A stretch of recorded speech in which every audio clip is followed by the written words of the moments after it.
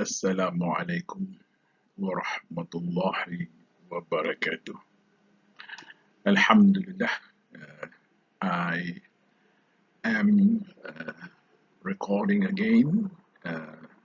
Today is the 18th of Muharram 1442, 6th of September. Alhamdulillah, I'm able to continue this work, hoping that it would benefit all viewers, especially subscribers who are keen to know, to have a revision, perhaps recap, or for some beginners to understand the environmental law, especially what we are discussing right now is towards the end of the Clean Air Regulations 2014. Nonetheless, I have to reiterate my standing that whatever I share, the information given is based on the law, and if there are some opinions given, it is not necessarily be representing the authority. It's not my intention to supersede or to sound better than the authority, namely the DOE. No, they are the supreme enforcement agency in this country, and we have got to be obliged to their instructions and all their requirements. Okay, so my effort is just on a personal capacity. And before I proceed into discussing this particular topic, which is about a possibility of us, if we are industrial premises, we can be imposed certain so-called environmental action plan and program to improve our air pollution control. Now, before we proceed into that, if you are right now in a mosque waiting for the khatib to preach the Friday khutbah, please refrain yourself from listening to my video or watching my video. All right, please move on with the khatib's khutbah, and also if scholars are teaching, please listen to them and learn about the beauty of the religion. All right, so let us proceed into this topic. Now, if you look at the title, a schedule of required actions, what does it mean? Now, in certain industrial premises, this is talking about probably existing industrial premises which execute production processes that probably release some substantial amount of air pollutants into the air. It could be an industry which has not so-called installed a proper air pollution control equipment.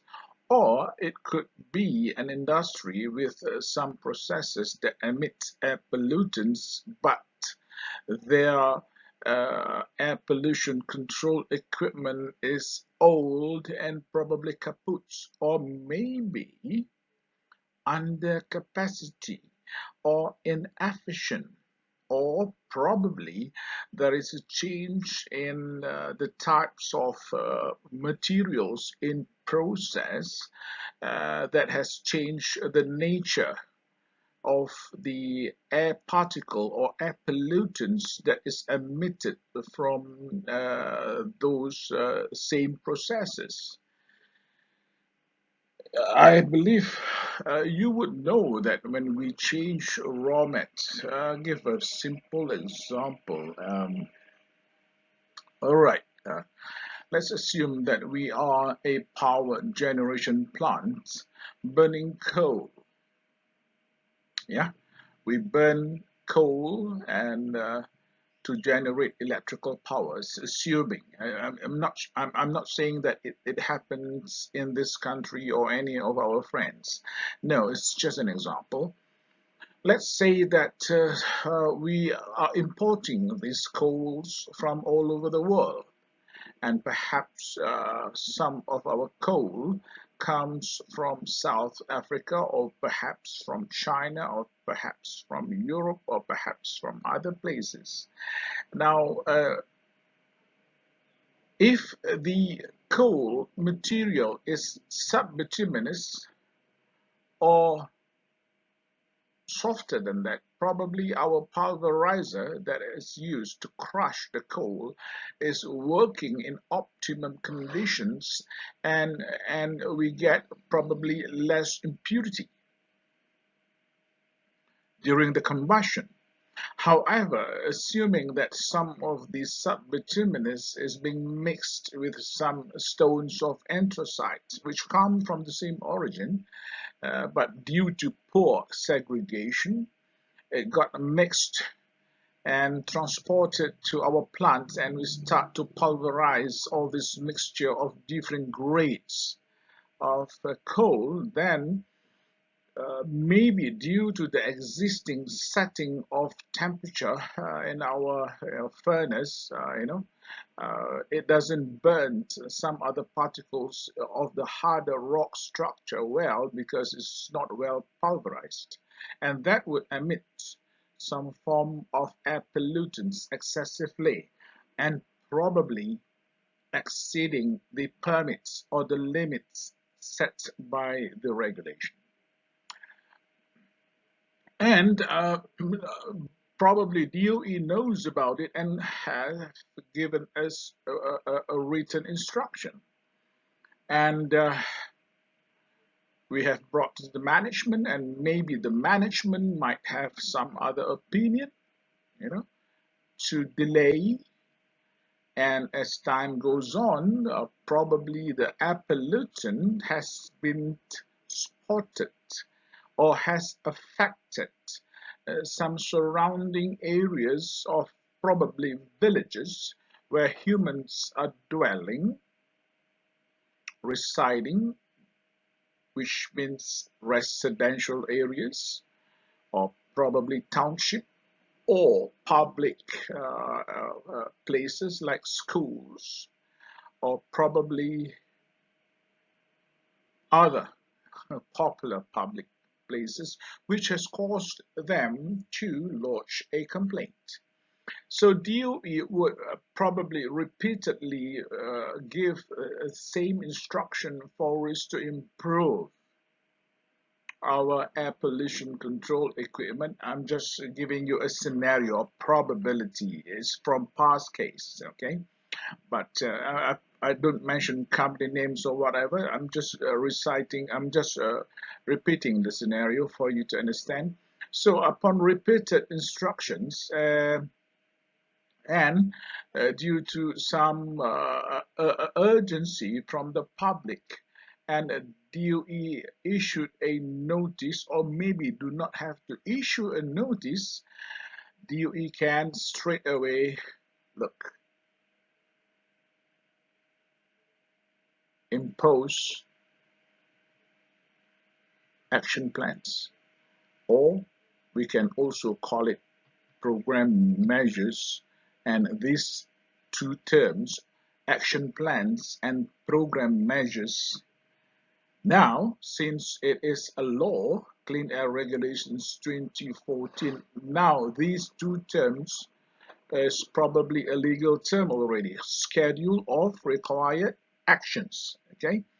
And for that, DOE can impose as a legal schedule of required actions. Not only that, and probably furthermore than that. Okay.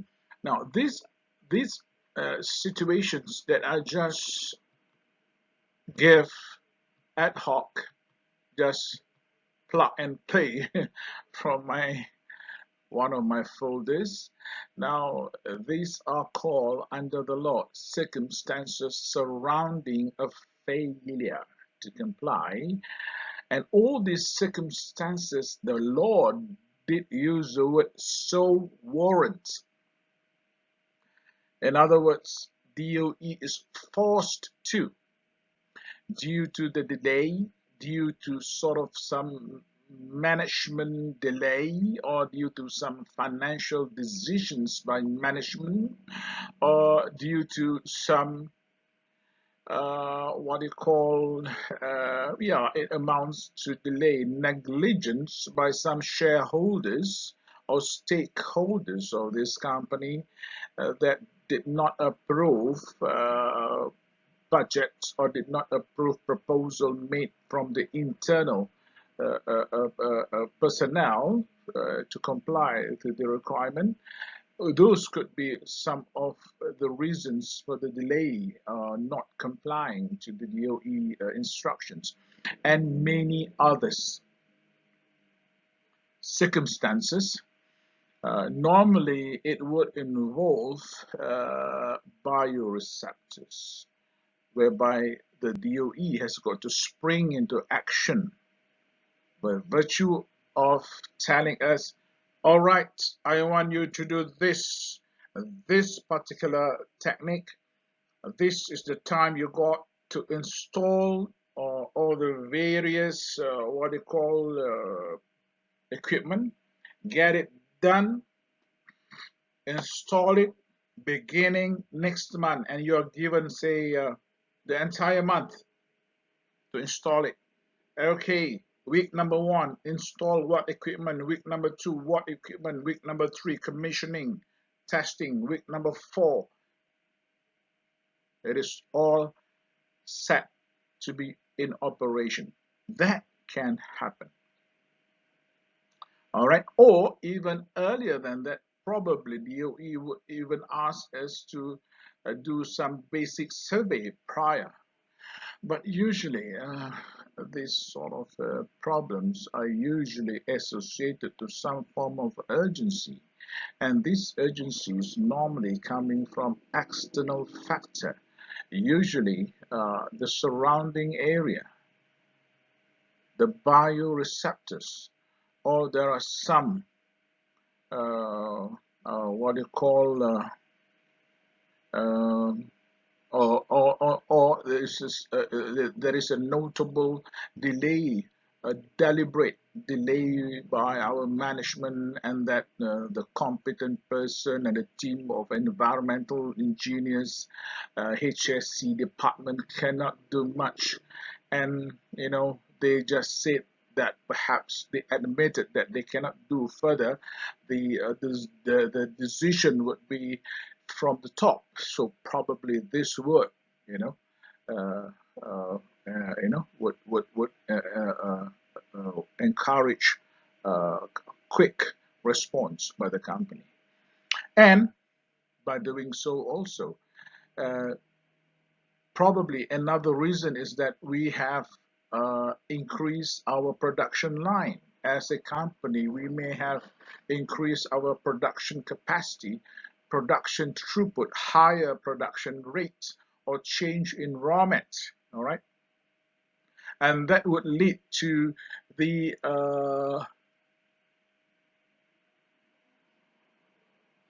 that might jeopardize the capacity of our existing air pollution control equipment technically. This happened many times because some change in raw mat due to change in product design. Well, production is all about niche markets, okay? And when product changes, the raw mats and the process and production mechanism may differ slightly and may cause different sets of air pollutants to pass through the existing air pollution control equipment, which was designed for the earlier types of air pollutants and maybe couldn't cope with the new generations of air pollutant. That could be one example that I could think of which happened before. So based on that, and many other circumstances as only known to the DOE. I'm just citing examples based on my personal experience. The DOE has got an inventory of much more, or what they call a bigger scope of records of past incidents. Now, for that, the DOE can impose an instruction. It could be a notice, but the law, this regulation is quiet of whether to give a notice or not. But this is normally an instruction is adequate for us to be receiving instruction from DOE, and DOE, the authority can also set what is called interim standards, which may include what? Reduction in our operational capacity in order to ensure that the air pollutants is not excessively emitted while we are probably installing a new equipment, or while we are upgrading the existing air pollution control equipment, or while we are doing some repair, or while modifications is being done to improve the effectiveness of our air pollution control equipment. So for that, and to ensure air pollutants are not excessively generated or originated from our or emitted from our process, we may be asked to reduce our production throughput, reduce our production rate. There you are.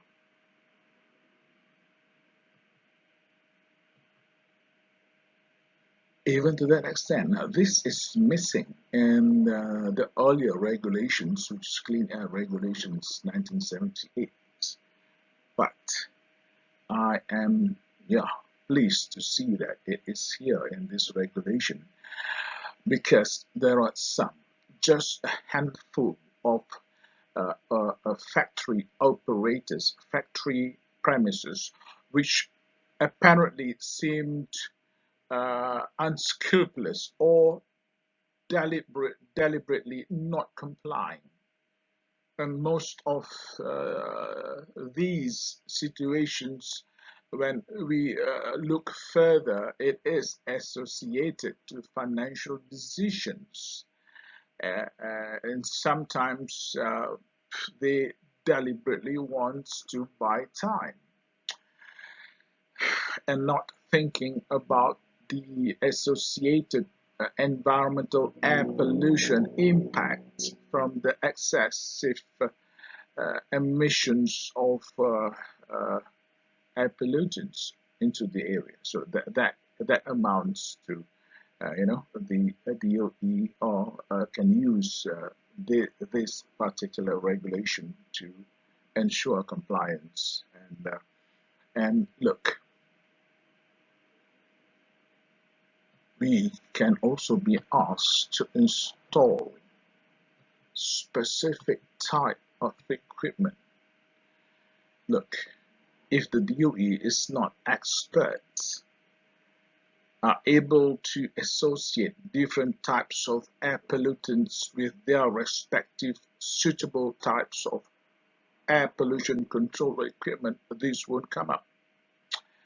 So it means that there are enough resources, human capital of certain levels of expertise in the House of the Authorities that can determine what is suitable on top of perhaps